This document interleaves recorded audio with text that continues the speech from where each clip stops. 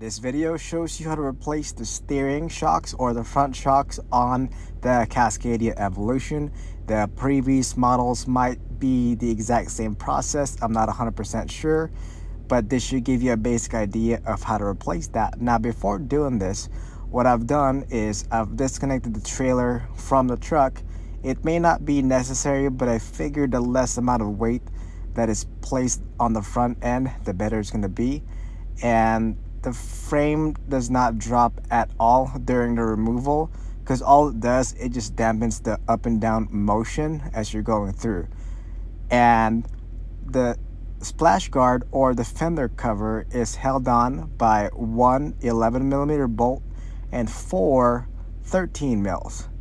The socket size I'm using here is a 29 mil. It is attached to a 3/4 Milwaukee impact wrench, and on the back of that it's just a crescent or a moon wrench. Now, I didn't exactly find what torque this is to spec, so I just used the impact to tighten and remove that, and it'll be the exact same bolt size at the bottom. And it's held on by two washers, one nut and one bolt.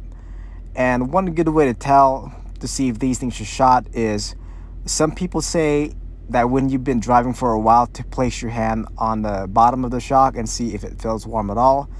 It felt warm, but since I don't really know the history of this vehicle, since it's under 1 year of ownership, I figured I should just replace them anyway. And this is the part number that I got aftermarket. It cost about roughly 60-70 bucks a piece from the dealership. And overall, it was a very great addition for the replacement, because it did soften that ride quite a bit more than what I was used to.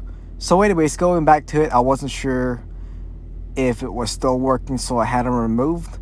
And so when I did get them removed, how you can test that is, if you press down and it doesn't spring back up, it means that your shocks are bad. Anyways, going back to it, just put everything back to the way that you had it set.